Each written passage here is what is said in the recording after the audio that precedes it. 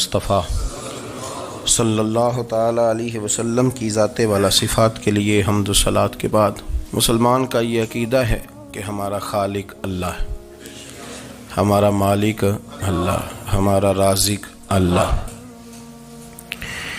جب یہ ساری چیزیں، ساری عطائیں، ساری نعمتیں اللہ کی ہیں تو پھر مسلمان کی ساری توجہ بھی اللہ ہی کی جانب ہونی چاہیے۔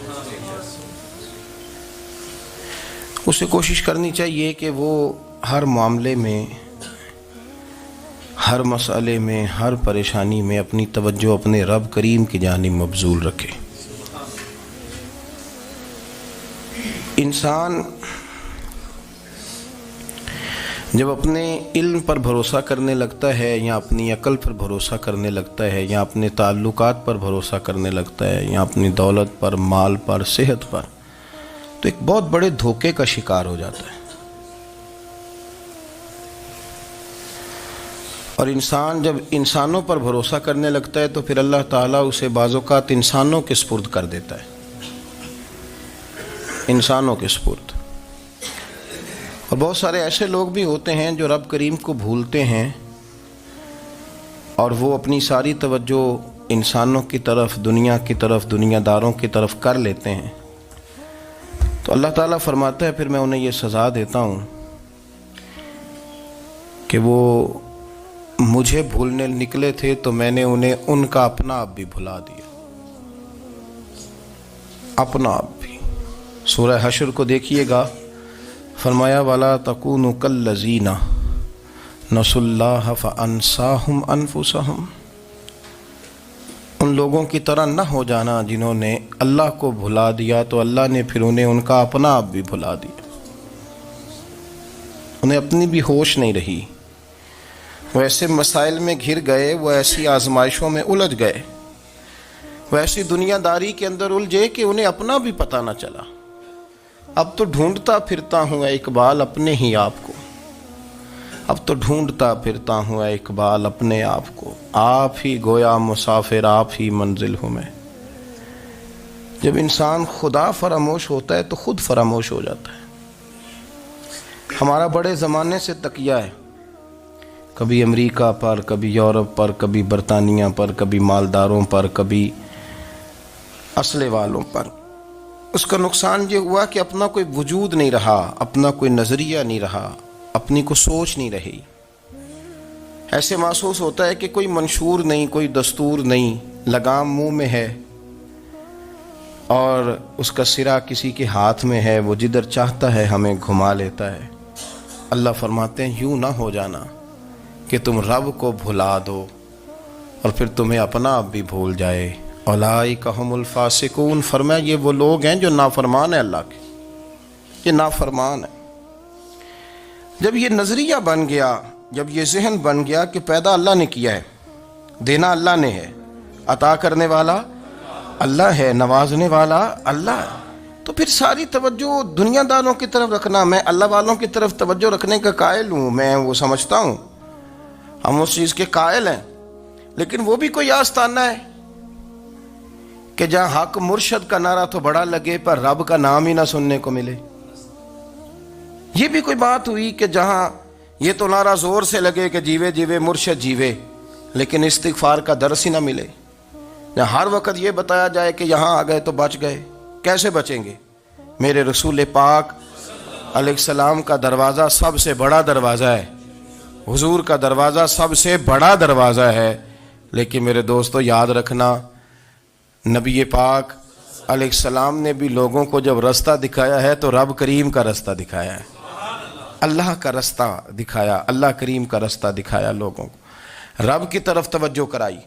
میرے رسول کریم سید عالم صلی اللہ تعالی علیہ وسلم نے لوگوں کی اللہ کی جانب توجہ کرائی اور لوگوں سے یہ کہا کہ وہ اپنے رب کریم کی جانب اپنا ذہن رکھیں، اپنی توجہ اپنے اللہ کی جانب مبذول کریں۔ میری بات کو اچھے طریقے سے سمجھیے گا، علم اللہ تبارک و تعالی عطا کرتا ہے تو اسے اللہ کی عطا ہی سمجھنا چاہیے۔ کچھ لوگوں کے پاس علم ہوتا ہے پر علم نافع نہیں ہوتا، وہ ٹامک ٹونیاں مارتے رہتے ہیں ساری زندگی۔ علم کو اللہ کی عطا سمجھیں، اپنی عقل پر اپنے شعور پر زیادہ بھروسہ نہ سمجھیں، نظر اللہ پہ رکھیں۔ حضرت مولا علی شیر خدا کرم اللہ تعالی وجہہ الکریم سے کسی نے پوچھا تھا بڑا عالم کون ہوتا ہے؟ ہمارے ہاں تو اب وہ والے عالم پائے جاتے ہیں نا اللہ ماشاءاللہ، جو ممبر پہ بیٹھتے ہیں تو دعوے ہی دعوے، ممبر پہ بیٹھتے ہیں تو دعوے ہی دعوے، اس طرح کے عالم ہمارے ہاں پائے جاتے ہیں۔ وہ ہر بات میں دعویٰ کرتے ہیں، میں یہ کر دوں گا، میں وہ کر دوں گا۔ یہ مزاج علماء کا نہیں۔ حضرت علی المرتضیٰ سے کسی نے پوچھا بڑا عالم کون ہوتا ہے؟ فرمایا بڑا عالم وہ ہوتا ہے کہ جسے مسئلے کا پتہ نہ ہو تو وہ کہہ دے مجھے نہیں پتہ، میں پتہ کر کے بتاؤں گا، غلط بات بیان نہ کرے۔ امام مالک سے کسی نے کوئی مسئلہ پوچھا تو آپ فرمانے لگے مجھے اس سوال کا جواب نہیں آتا، ہمارے بزرگ سمجھاتے کیا ہیں؟ وہ کہنے لگا آپ اتنے بڑے امام ہیں تو اس سوال کا جواب نہیں آتا۔ آپ فرمانے لگے اگر مجھے ہر سوال کا جواب آتا پھر تو میں خدا ہوتا، مجھے ہر سوال کا جواب نہیں آتا، مجھے تو اتنا آتا ہے جتنا میرے رب نے مجھے عطا کر دیا ہے۔ اپنی نظر اللہ پہ رکھیں، نکل آئیں اس معمے سے باہر کہ میں کوئی بلا ہوں، مجھے بڑا پتہ ہے، میرے پاس 6 ڈگریاں ہیں، مجھے 10 جگہ پہ تدریس کا شغف حاصل ہے، اس سے نکلیں باہر۔ قرآن مجید دیکھیے گا، اللہ تعالیٰ نے ارادہ قدرت فرمایا کہ میں حضرت آدم کو بناؤں گا، پھر بنانے کے بعد فرمایا فرشتوں سجدہ کرو آدم کو، سب نے سجدہ کیا الا ابلیس ابا واستکبر وکان من الکافرین، سب نے سجدہ کیا سوائے ابلیس کے، اس نے انکار بھی کیا، تکبر بھی کیا اور کافروں میں سے ہو گیا۔ تو یہ جب اللہ تعالیٰ نے سجدہ کرایا تو کیسے کرایا؟ اللہ تبارک و تعالیٰ نے نا حضرت آدم کو علم سکھایا خود، وعلم آدم الاسماء کلہا، خود اللہ فرماتے ہیں کہ میں نے جناب آدم علیہ السلام کو تمام اشیاء کے نام سکھائے، سب اشیاء کے نام سکھائے۔ تو وہ چیزیں پھر میں نے نا، اللہ فرماتے ہیں میں نے فرشتوں پہ پیش کی، میں نے کہا کہ بتاؤ ان کے نام کیا ہے، تو فرشتوں نے جو جواب دیا وہ سمجھنے والا ہے۔ اللہ نے چونکہ خود علم سکھایا تھا حضرت آدم کو، جناب آدم سکھایا تھا، لیکن فرشتوں کو نہیں سکھایا تھا۔ تو اللہ کریم نے فرمایا فرشتوں اب یہ بتاؤ ان چیزوں کے نام کیا ہیں؟ تو فرشتے کیا کہتے ہیں؟ فرشتے عرض کرتے ہیں قالوا سبحانک لا علم لنا۔ آپ کبھی یقین کریں اس چیز کی لذت لیں تو مزہ آ جائے۔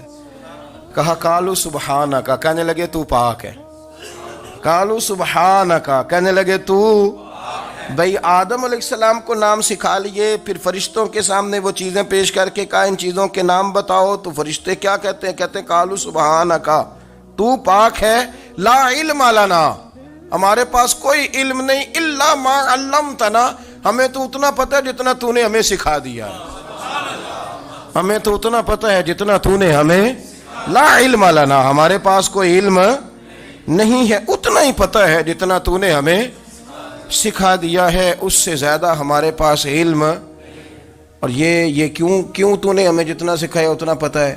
فرشتے یہ نہیں کہتے یا اللہ تو زیادہ سکھا، آدم کو دیا تو ہمیں بھی دے، یہ نہیں فرمایا، فرمایا انکا انت العلیم الحکیم، اے اللہ تو علم والا بھی ہے اور حکمت والا بھی ہے، تجھے پتہ ہے کس کو کتنا دینا ہے، جتنا تو نے مناسب سمجھا جناب آدم کو دیا، اور جتنا تو نے بہتر سمجھا وہ تو نے ہمیں عطا فرمایا۔ تو اگر آپ کے پاس علم ہے، کہیں نالج ہے، تو اس کو اللہ کی عطا سمجھیں۔ ہمارے ہاں بہت سارے لوگ بن کے بیٹھ جاتے ہیں، میں اکثر کہتا ہوں کہ پھر وہ دعوے کرتے ہیں میرے علاقے والے جاہل ہیں، میرے شہر والے جاہل ہیں، میرے خاندان والے پڑھے نہیں۔ یہ آپ کا دعویٰ ہے، یہ آپ کو خراب کر دے گا۔ ہم نے بہت سارے ایسے لوگ دیکھے جو بہت بڑے عالم تھے، لیکن اللہ جب لینے پہ آیا تو عقل ہی لے گیا، شعور ہی چلا گیا، حافظے ختم ہو گئے۔ آپ دیکھتے ہیں بڑھاپے میں کچھ لوگ ایسے ہوتے ہیں کہ جن کو یہ بھی یاد نہیں رہتا کہ میرا نام کیا ہے، میں کہاں ہوں، مجھے کدھر جانا ہے۔ تو اس وقت سے اللہ کی پناہ مانگیں اور اپنی نظر اپنے رب کریم کی جانب رکھیں، اللہ کی جانب اپنی نظر کو مبذول رکھیں۔ دوسری بات، علم کے بعد ایک چیز آتی ہے جس کا نام ہے ہدایت، جس کا نام ہے تقوی، جس کا نام ہے پرہیزگاری، جس کا نام ہے عمل، عبادت، ریاضت۔ یہ بھی اسی وقت ہی نصیب ہوتی ہے جب میرا رب کریم نصیب فرما دیتا ہے۔ ہم نے نا نیکی کا اپنا اپنا سٹیٹس بنا لیا ہے، اپنا اپنا معیار بنا لیا ہے. کچھ لوگ کہتے ہیں کہ جناب مسجد میں سیمنٹ کا توڑا دینے سے بہتر ہے کسی غریب کو آٹے کا تھیلا دے دو. اب اس نے اپنا مزاج بنا لیا نا نیکی کا، اس نے اپنا سٹیٹس بنا لیا ہے. میرا یہ سوال ہے کہ نبی پاک صلی اللہ تعالیٰ علیہ وسلم جب مدینہ شریف آئے تھے تو حضور نے سب سے پہلے غریبوں میں آٹا تقسیم کیا تھا کہ سب سے پہلے مسجد بنائی تھی؟ کیا عجیب لوگوں کا رنگ ہے. اپنی مرضی کی ہدایت، اپنی مرضی کا تقوی، اپنی مرضی کا معیار. مسجد کوئی بڑا چھوٹا خطیب بھی میری طرح کا ہو نا تو وہ مسجد میں بیٹھ کے جب نبی پاک کی بات کرتا ہے تو کہتا ہے میرے رسول پاک غریبوں کا سہارا بن کے آئے. وہ غریبوں کی بات کرتا ہے، مسکینوں کی، لاچاروں کی، کمزوروں کی بات. تو مسجد ہی تو وہ ادارہ ہے جہاں سے غریبوں کی بات ہو رہی. تو اب لوگوں نے غریب کو اور مسجد کو لڑانا شروع کر دیا. اس کو لڑاؤ کہ مسجد میں پیسے دینے سے بہتر ہے آپ غریب کو آٹے کا تھیلا دے دیں. آپ یہ کیوں نہیں کہتے کہ مسجد میں بھی آپ توڑا دیں ایک سیمنٹ کا اور ساتھ غریب کو بھی خدمت کریں؟ یہ کیوں نہیں تقویٰ؟ اپنی اپنی مرضی کا مزاج، اپنی اپنی. کچھ لوگ کہتے ہیں چھوڑو جی، ساری زندگی انسان نماز پڑھتا رہے اور پھر گالیاں بھی دیتا رہے، بندہ داڑھی بھی رکھ لے اور جھوٹ بولنا بھی نہ چھوڑے. تو یہ آپ نے اپنے پاس سے تقوی کا معیار بنایا ہے. گالی دینے کا گناہ ہے اور داڑھی رکھنے کا ثواب ہے. تو اگر آپ داڑھی رکھے ہوئے ہیں اور آپ کوئی غلطی کر رہے ہیں تو اس سے آپ کی داڑھی کا ثواب ختم. اللہ کرے آپ کو سمجھ آئے میری بات. آپ کوئی غلطی کر رہے ہیں، داڑھی کا ثواب اس سے ختم، وہ اپنی جگہ پہ قائم ہے چیز. اپنی مرضی کا کیوں تقوی کا معیار بناتے ہیں؟ تقوی کا مزاج اپنی مرضی کا نہ بناؤ. اللہ کی بارگاہ سے دعا مانگو کہ یا اللہ ہمیں ہدایت کا نور عطا فرما. اللہ تو ہمیں رستہ دکھا، تو بتا کہ ہدایت کیا ہے. تو رب فرماتا ہے اللہ ولی الذین آمنوا، اللہ مومنوں کا مددگار ہے. یخرجہم من الظلمات الی النور، وہ انہیں اندھیروں سے نکالتا ہے اور نور کی طرف روشنی عطا فرماتا ہے. اندھیروں سے نور کی طرف اللہ لاتا ہے. اللہ ولی، اللہ مومنوں کا ولی ہے، وہ انہیں اندھیروں سے نور کی طرف نکالتا ہے. ہدایت ہمیشہ اللہ کی طرف سے سمجھے. جب وہ نماز کی توفیق دیتا ہے تو اپنے فضل سے دیتا ہے، جب وہ ذکر کی توفیق دیتا ہے تو اپنے فضل سے. ہم سمجھتے ہیں ہو جی فلانا نہیں پڑھ رہا بڑا بیوقوف ہے، فلانا نہیں پڑھ رہا، تو تم کیا اپنی عقل کے زور پہ پڑھ رہا ہے؟ میں جی اللہ کے فضل سے 2 سپارے پڑھتا ہوں، تو کس پہ احسان کرتے تو 2 سپارے پڑھ کے رویا کر. کہا اگر مالک تو بڑا قریب نہیں؟ بڑے لوگ ہیں جن کو پورا قرآن حفظ ہے پر انہیں پڑھنے کی توفیق نہیں، تو انہیں فضل کیا اور مجھے توفیق دے دی ہے پڑھنے. رویا کر، پڑھ کے رویا کر. راتی ساری کر کر زاری، او نیند اکھاں تھی توندے تے فجرے اوہی گناہگار کہاون سب تو نیوے ہوندے. مہربانی کریں، ڈریں، نیکی کریں تو پھر ڈریں، پھر احساس پیدا کریں، پھر اپنے اندر وہ کمزوری لائیں. کہیں توبہ توبہ، مجھے تو پتہ ہی نہیں، تو جانتا ہی نہیں. حضرت سیدنا امام اعظم ابو حنیفہ رحمۃ اللہ تعالیٰ علیہ کے ساتھ ایک شخص کہتا میں نے نماز پڑھی تو عشاء کی نماز تھی. یہ جو لوگ بڑے ہوتے ہیں نا، جن کے پیار کرنے والے بڑے ہوتے ہیں، ان کے گرد خوف بھی بڑا ہی ہوتا ہے، انہیں بڑا ڈر لگتا ہے، بڑی بعض اوقات آزمائش ہوتی ہے ان کی. عشاء کی نماز کہتے پڑھی تو امام صاحب نے نا عشاء کی نماز میں تلاوت کی آیتیں فَمَن يَعْمَلْ مِثْقَالَ ذَرَّةٍ خَيْرًا يَرَهُ وَمَن يَعْمَلْ مِثْقَالَ ذَرَّةٍ شَرًّا يَرَهُ. فرمایا جو ذرہ برابر خیر کرے گا وہ بھی قیامت میں دیکھے گا، اور جو ذرہ برابر شر کرے گا وہ بھی قیامت میں اس شر کو دیکھے گا، اس کے سامنے آئے گا. تو وہ شخص کہتا ہے کہ سارے لوگ نماز پڑھ کے چلے گئے تو امام صاحب رحمۃ اللہ علیہ نے اپنی داڑھی پکڑی رو رہے ہیں. کہتے ہیں وہ ذرہ برابر نیکی کا بدلہ دینے والے، وہ ذرہ برابر شر پہ سزا دینے والے میری سفید داڑھی کو دیکھ. مالک میرے ذرے ذرے سامنے نہ لانا. لوگ تو میری بڑی قدر کرتے ہیں دنیا، میں تو بڑا پہچانا جاتا ہوں، لوگ تو میری راہوں میں پھول لیے کھڑے ہوتے ہیں، مجھے بڑا نوازتے ہیں. قیامت میں رسوا نہ کر دینا، میرے لیے مشکل ہو جائے گی. وہ کہتے ہیں میں نے امام صاحب کا درد دیکھا، مجھے کوئی کام تھا تو میں چلا گیا. میں نے کہا کہ وہ اس وقت اللہ کے حضور حاضر ہیں تو میں دوبارہ آؤں گا. کہتے ہیں میں تہجد کا وقت آیا تو امام صاحب وہیں بیٹھے تھے اور ان کی داڑھی آنسوؤں سے بھری ہوئی تھی اور زور سے داڑھی پکڑی ہوئی. کہنے لگے مالک رسوا نہ کر دینا، قیامت میں رسوا نہ کر دیں۔ یار جو ہدایت یافتہ لوگ تھے وہ تو ڈرے ہوئے تھے، وہ تو سہمے ہوئے تھے، وہ تو کہتے تھے یہ اس کا فضل نہیں، اس نے بلا لیا ہے، یہ اس کا کرم نہیں۔ حضرت باعزید بستامی کسی کافر کو دیکھتا تو رو پڑتے، کہتے مالک تو کتنا کریم ہے، یہ بے ایمان رہ گیا، تو نے اپنے فضل سے مجھے اپنے نبی کا غلام بنا لیا۔ وہ رو پڑتے۔ یہاں تو لوگوں کا دعویٰ ہی بڑا ہے۔ نمازی اللہ خیر فرمائے وہ تو دوسروں کو گھورتا ہے، وہ کہتا ہے جنت کا میں مالک ہوں، کنجیاں میرے پاس ہیں، میں کسی اور کو گھسنے نہیں دوں گا۔ اور اگر 2-3 حج کر لے تو پھر تو وہ کہتا ہے کہ اب میرے سے پوچھ کے لوگ جنت میں جائیں گے معاذ اللہ۔ اور اگر وہ 2 4 5 7 دفعہ کوئی نفل پڑھ لے تو پھر وہ کہتا ہے چھوڑیں جی سارے لوگ بے عمل ہیں، میں اکیلا نیک ہوں۔ نہ ایسا کریں، اپنی توجہ اپنے رب پہ رکھیں، اپنی توجہ اپنے معین الملت والدین، عطائے رسول، ہند الولی، غریب نواز، خواجہ معین الدین چشتی، حضرت خواجہ اجمیر، شاہ اجمیر، شاہ اجمیر، والی ہندوستان۔ آخری عمر میں نا سارا دن روتے گزر جاتا، ساری رات روتے گزر جاتی، ذرا سی کوئی بات کرتا تو رو پڑتے ہیں، آنکھیں آنسوں سے بھری رہتی۔ اور کئی دفعہ اپنے بھی پریشان ہو جاتے ہیں نا کہ یار تو ایک بات کی جان ہی نہیں چھوڑ رہا۔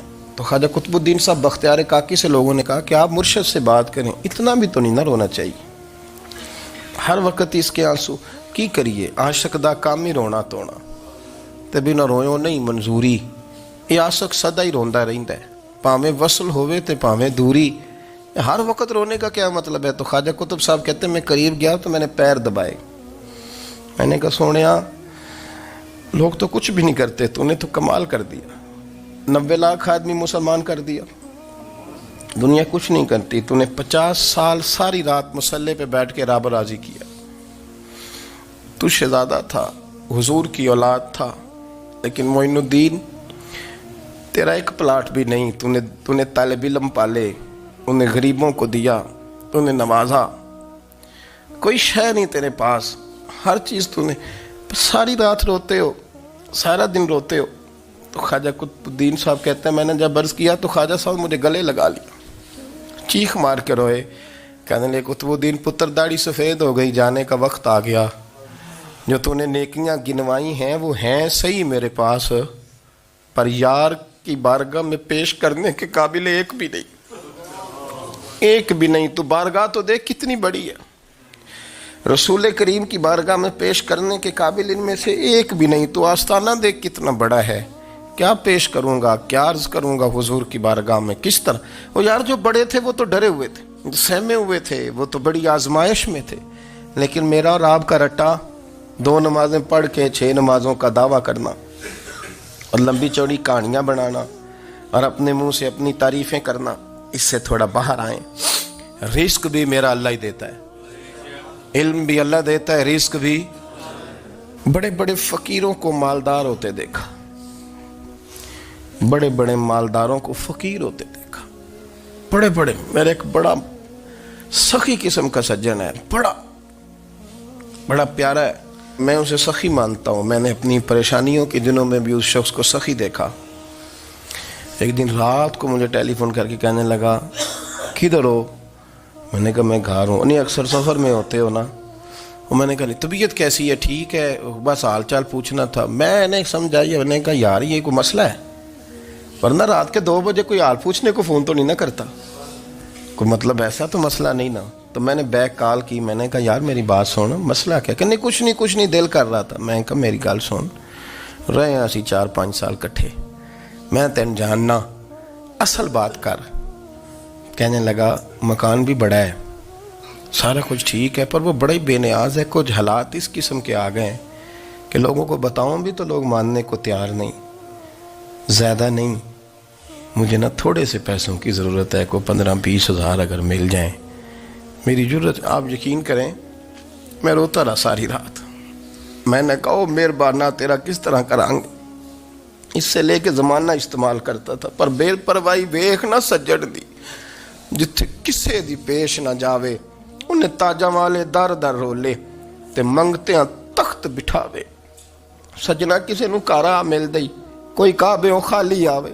واللہ خیر الرازقین، وہ کہتے تو دائیں بائیں نہ جا، رزق تو تجھے میں دوں گا، میں ہوں بہتر رزق دینے والا۔ بڑے بڑے بادشاہ، بڑے بڑے شہنشاہ، بڑے بڑے لوگ، ہاتھوں میں کاسے، فقیریاں۔ ام ربیعہ کہا کرتی تھیں، بڑی نیک اور صالح خاتون تھیں، وہ کہتی ہیں کہ میں نا بڑے امیر آدمی کی بیوی تھی، اپنے شوہر کے ساتھ چھت پہ بیٹھی تھی تو نیچے فقیر مانگنے والا آیا، اس نے بڑے درد سے صدا کی تو میں نے اپنے شوہر سے کہا کچھ دے دے، کہا دفع کر، ان لوگوں نے دھندا بنایا ہوا ہے۔ کہتی میں میکے سے بھی بڑا مال لے کے آئی تھی، میرے ماں باپ بڑے امیر تھے تو میں نے نا چوری اپنے خامہ سے نظر بچا کے باتھ روم جانے کے بہانے گئی اور نیچے جا کے 5 دینار میں نے اس فقیر کی ہتھیلی پہ رکھے۔ کہتے ہیں اس نے 5 دینار دیکھے، پھر میری طرف دیکھا تو میں نے اس کی آنکھوں میں آنسو چمکتے دیکھے۔ کہنے لگے بی بی رب تیرا بھلا کرے، میں 3 دنوں کا بھوکا ہوں۔ کہ وہ چلا گیا، میں گھر آ گئی، جب باہر آئی تو میرا شوہر کہنے لگا تو اتنی اب اتنی تو تیز ہو گئی ہے اور تو اتنی خود مختار ہو گئی ہے، میرے بغیر پوچھے مال خرچ کرے گی، جا تجھے 3 طلاقیں۔ کہتی میں بالدار اور وزادار باپ کی بیٹی تھی، طلاق لے کے گھر آئی تو میرا باپ ٹوٹ گیا، چارپائی پہ چلا گیا، اوہو یہ کیا بن گیا۔ کہتی بڑی تکلیف رہی، 1-2 سال کے بعد میرے ابا نے میری شادی کر دی۔ اب جس شوہر کے پاس گئی وہ بڑا نیک تھا، پرہیزگار تھا، اللہ نے بہترین صلہ دیا۔ کہتی چھت پہ بیٹھی تھی، دروازے پہ فقیر آیا تو میں نے شوہر سے کہا کچھ دے دوں، کہنے لگا 5 نہ دینا، 15 دینا، 20 دینا، میں فقیر ہوں، میں نے فقر سے دولت دیکھی ہے، اسے خالی نہ لوٹانا۔ کہتی ہے کہ میں نیچے گئی اور جب میں نے اس کی طرف دینار بڑھائے تو میری چیخ نکلی، پیسے پھینک کے میں بے ہوش ہو کے گری، میرا شوہر نے آ کے اٹھایا، اندر لے گیا، پانی منہ پہ چھڑکا، کہنے لگا تجھے کیا ہوا؟ کہنے لگی یہ جو مانگنے آیا یہ میرا پہلا شوہر تھا، وہی تھا جو کہتا تھا کہ تو 5 دینار دے آئیے، جا تجھے 3 طلاقیں۔ پڑھو نا حدیث پاک، میرے نبی پاک علیہ السلام نے فرمایا ایک بندہ گنجا تھا، گنجا، کوئی ترتیب آگے پیچھے ہو جائے تو مفہوم کے لحاظ سے، لیکن میں مفہوم اس کا واضح کرتا ہوں، ایک گنجا تھا، کوئی شے نہیں تھی، سر پہ بال بھی نہیں تھے، رویا کرتا تھا۔ اللہ تعالیٰ نے فرشتے کو بھیجا، تجھے کیا چاہیے؟ تو کہنے لگا بال آ جائیں اور تھوڑا مال آ جائے۔ فرشتے نے ہاتھ پھیرا تو بال بھی آ گئے تو بکریاں بھی آ گئیں، لائنیں لگ گئیں، مال ہی مال ہو گئے۔ دوسرے کے پاس گیا، وہ کوڑا تھا، اس کو جا کے کہا کیا چاہیے؟ کہنے لگا شفا ہو جائے اور کچھ اللہ تعالیٰ آسانی کر دے۔ شفا بھی ہو گئی، گائیں بھی دے دی، بھینسیں بھی دے دی، مال ہی مال ہو گئی۔ پھر ایک کے پاس گیا، وہ اندھا تھا، تجھے کیا چاہیے؟ اس نے کہا آنکھیں مل جائیں اور کچھ ساتھ اللہ مال دے دے۔ اونٹ ہی اونٹ ہو گئے۔ جب بڑا نواز دیا تو پھر مالک نے امتحان لینے کا ارادہ کیا، یاری تیری سونا ہے پر آزمائشاں بھی تیریاں اگ، آزمائشاں تیریاں، صحیح کہہ رہا ہوں، آزمائشاں تیریاں، یاری تیری سونا ہے پر آزمائشاں تیریاں، اے سونا پرکھیا جامدائی پہلو نال لگاں دے لگ۔ اللہ نے فرمایا آزمائش کرو۔ سب سے پہلے گنجے کے پاس آئے، اسے کہا اللہ کے رستے میں کچھ دیکھنے لگا، میرے خرچے ہی بڑے، دیکھو تو صحیح کتنی مشکل میں وقت گزارتا ہوں، حال ہی کوئی نہیں۔ تو اس نے کہا میں نے تو سنا ہے تو گنجا اور بھوکا ننگا تھا۔ کہنے لگا میں تو جدی پشتی رئیس اعظم ہوں، تجھے کس پاگل نے کہا ہے بھاگ جا؟ اس نے کہا اچھا جیسے تو تھا ویسے ہی ہو جائے۔ کھیت کھلیان اجڑ گئے، پھر سے گنجا ہو گیا۔ حضور علیہ السلام فرمانے لگے، پھر وہ اس کے پاس گیا جو کوڑا تھا، اسے کہا کچھ دے، کہنے لگا خرچے ہی بڑے۔ اب پوچھ لیں کسی امیر آدمی سے، کہے گا چکی کے نیچے ہاتھ ہے میرا، میرے سے زیادہ تو اب پریشان بندہ ہی کوئی نہیں، کیا بتاؤں آپ کو، اتنا ٹیکس ہے، اتنا جرمانہ ہے، فلانی شیف، بڑا کچھ گنواتے ہیں لوگ۔ اس نے کہا میں نے تو سنا تو پہلے کوڑا تھا۔ اس نے کہا جا دوڑ جا، میں تو رئیس اعظم ہوں، دادا بھی پردادا بھی اور ساری نسل ہی۔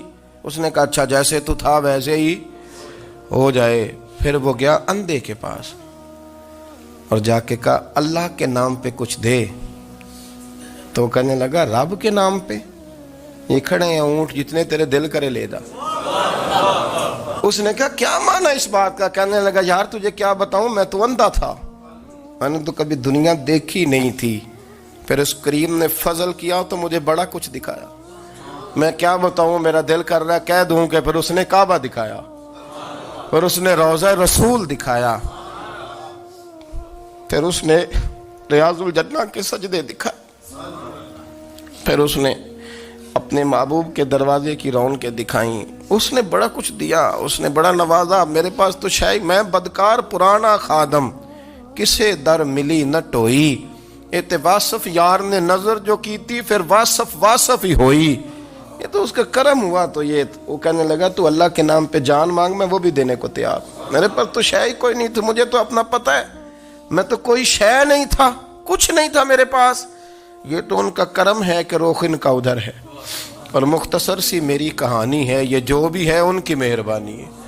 تو وہ کہنے لگا میں بھی کچھ لینے نہیں آیا تھا, تیری آزمائش ہی کرنے آیا تھا. تیری عزتیں بھی سلامت رہیں گی, تیرا مال بھی سلامت رہے گا, تیری شفا بھی. اپنی زندگی میں کبھی بھی اللہ کی بارگاہ سے توجہ ادھر ادھر نہ کریں. چھوڑیں لوگ کیا کر رہے ہیں, دنیا کیا کہہ رہی. کبھی بھی اپنی توجہ دائیں. ہمارا یہ مسئلہ بن گیا کہ ہماری سیاست ہے, ہماری دنیا داری ہے, ہم بندوں کو راضی کرنا چاہتے ہیں.